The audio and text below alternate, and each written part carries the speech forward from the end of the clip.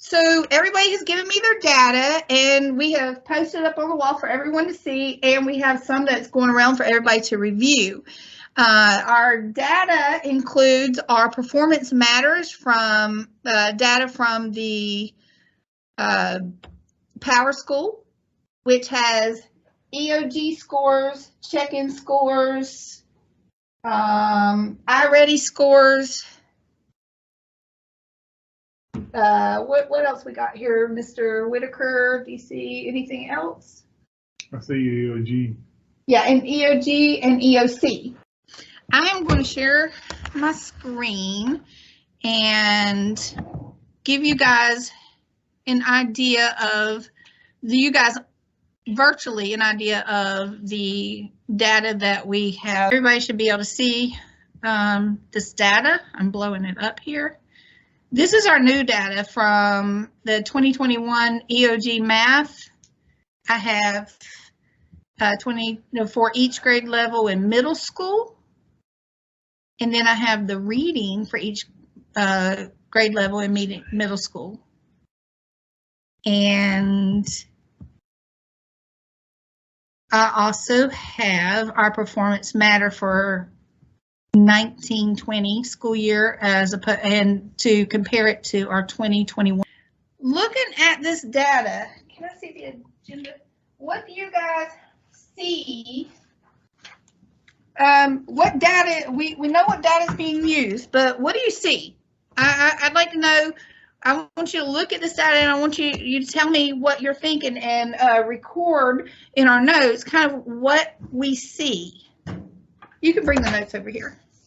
I see a general increase from 2018-19 to the current data of 2021. Yeah, it looks like in scale score.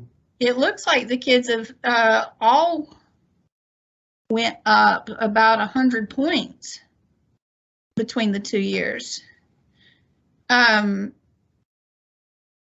General ed teacher, middle school, what do you see? What are your thoughts when you look at this?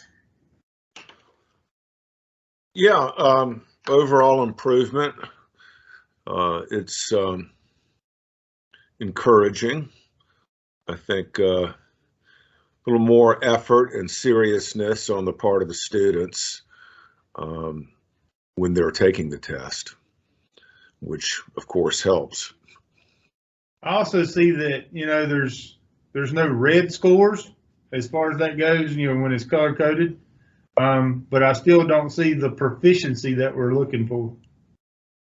That's why I see too, according to the North Carolina end of grade test for mathematics 3 through 8, achievement levels, students who score in 6th grade, if they score below a 545, 7th grade, if they score below a 545, and 8th grade, if they score below a 542, then they are still considered not proficient. High school, what do you see when you look at this? Do you see anything that stands out? Well, not having a big history with this particular data, I mean, consistency and where students overall are performing with all the yellow color code and the level 2s, but they're all right there together. And as you pointed out, they're masked up and very close to the little benchmark of level 3. I find that interesting too, that they are very close. And does that tell us?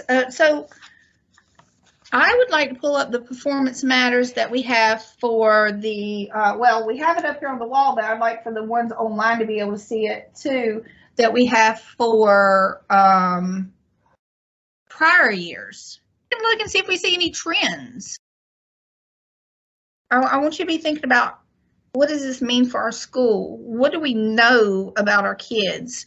How can we improve on these scores? What can we do differently? One thing we could do is make better use of SchoolNet and give them throughout the year more opportunities to take tests on computers and get them, acclimated to that. We know that they're often distracted on the computer. So I think that's something that that I could use with English language arts, using SchoolNet more. I think that's a great idea. Thank you.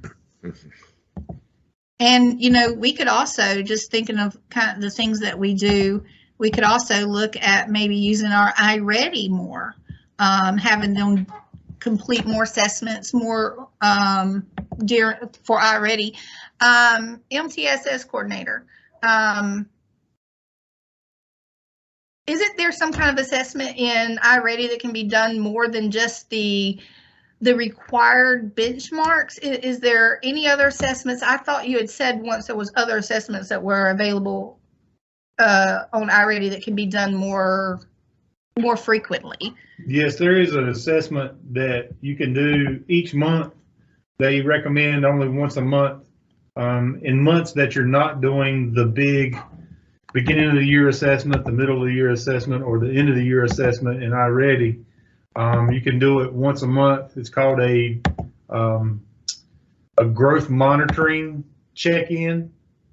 It's a little bit shorter than the 3 that I mentioned before, and it does give you comparison scores throughout. So as we're talking about maybe using more SchoolNet, maybe we could look at doing some of those growth monitoring assessments in iReady to bring in that digital learning and have them get more acclimated with computerized test plan. We had an upward trend from 16, 17, 17, 18, and then 18, 19, but then I seen that trend kind of levels off to the 19, 20 data. So the 18, 19 and year was right before, wasn't that right before? No, that last full year.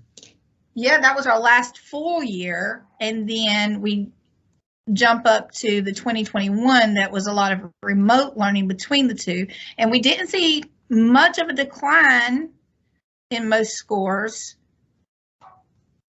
but we also didn't see any increase or a significant increase or decrease. Do you think that could be attributed to that remote learning piece as well? Possible. Does anyone see any trends with this data that they'd like to point out? Any thoughts with the math?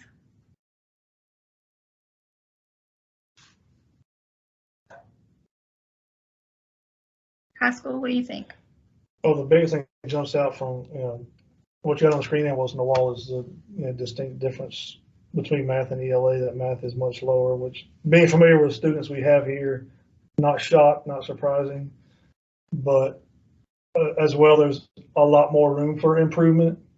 So, what have we done? What can we do to get students who come into this environment to not give up on math? Because that's a lot of the attitudes we see, but to get re-engage and give math a chance.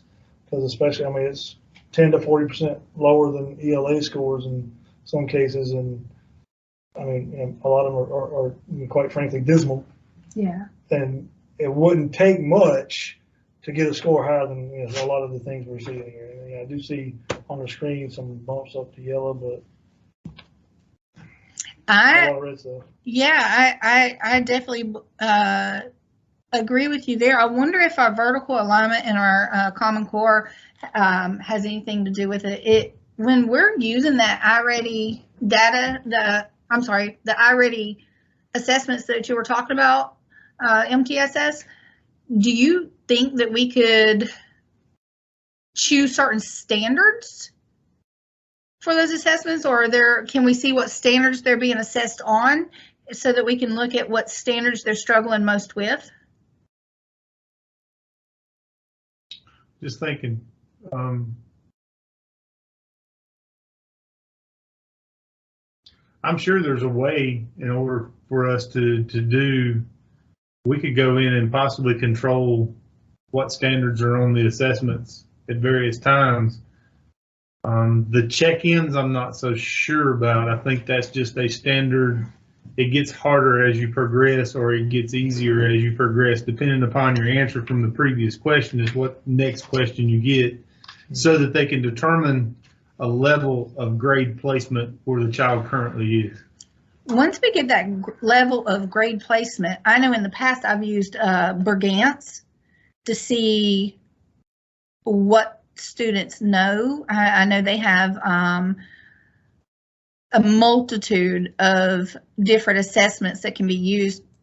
I wonder if we could use the iReady assessment data to get their grade placement and then follow that up with some Bergantz testing to kind of see where the gaps are in their learning, so that we can start trying to fill in the gaps in small groups or whatever.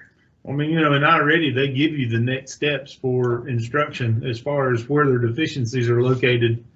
And that's how I do the standard protocols for the interventions that I'm working with, the students that I work with. So it sounds like we use iReady to really hone in on what our students' needs are most and make an action plan, an individual action plan for each student.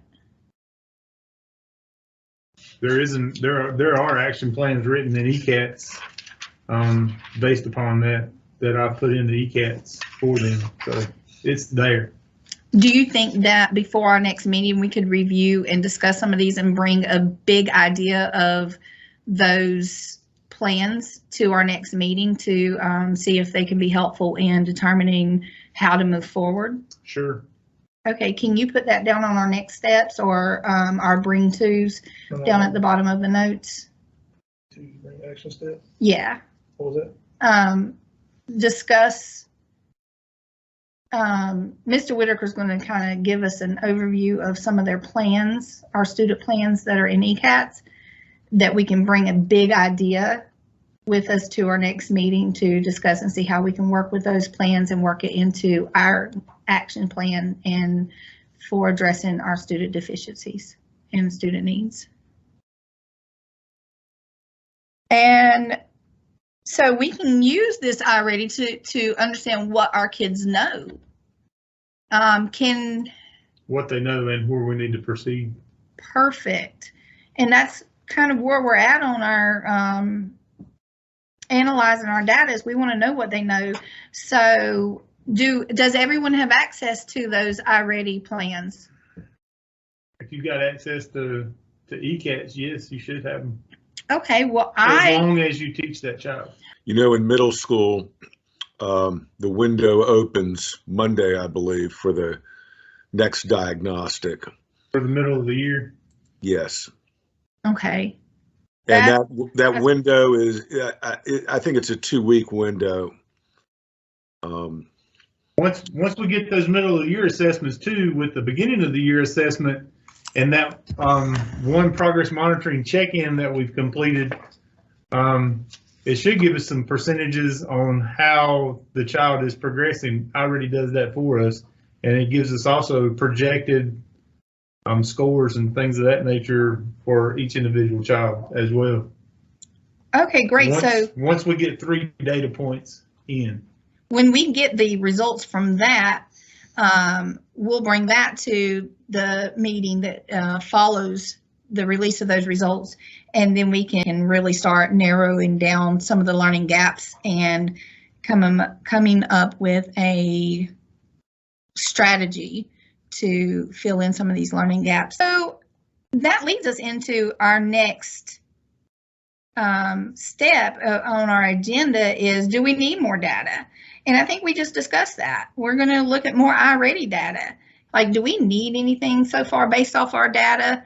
Is there a need our school has that we don't have? Is there something that we're missing? Can you think of anything that we might be missing that we can bring forward at our next meeting? Attendance data. Attendance data, that's a great idea. Because I think the attendance directly affects academics and their performance. Well, in that case, we probably should get discipline incidences as well to see if that correlates any. Middle school, can you think of any needs that we should have that we don't? Well, let's see.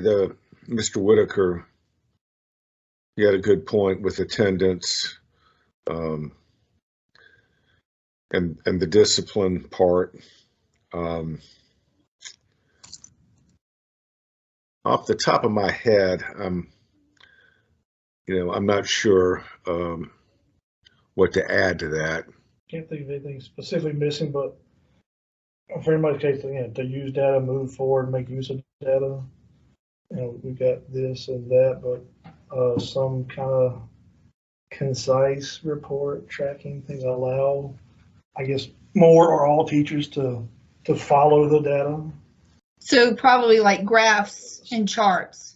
If not more specifically, because somewhere, and I don't know how these particular reports can be consolidated or whatever. I'm looking for a great chore, but some easy access point of what we're doing, what we've accomplished, what we're seeing. So that's a great idea. Can see it. Do you think I could get with you sometime this week and we can look at seeing if we can put some graphs and charts together? Probably, yeah. If we can get it in Excel, we can get graph and charts, no problem. Okay, perfect. So we'll write that down as an action step for you and I to work on. And last but not least, is there any technology that could be needed aside from the iReady, the computers, internet accessibility, any other technology that we might want to discuss using with our students or that we might need later to assist? I can't think of anything personally, but I didn't know if you. One of the things that I can think of, not necessarily using with the kids, but we can use it with the kids, but for us would be the Swiss data. Oh, yes. That way we can look at trends in behavior, trends in attendance, what times of day these behaviors are occurring, things of that nature, to determine a few more things other than what we currently have. Well, I know our school improvement team has discussed purchasing Swiss data in the past. Mr. Whitaker, do you think we could put that as an action for you to bring that to our school improvement team and ask what our status is on purchasing that? Yes, I can do that. All right, perfect. Thank you. And will you document that for us, please? Thank you. Okay, well, I think we have a really good idea of some of the data that we need to really discuss more, some that we need to still gather. We have a lot of things that we are going to do in the next coming week, and then we'll bring it all together next week to see how we can better our mission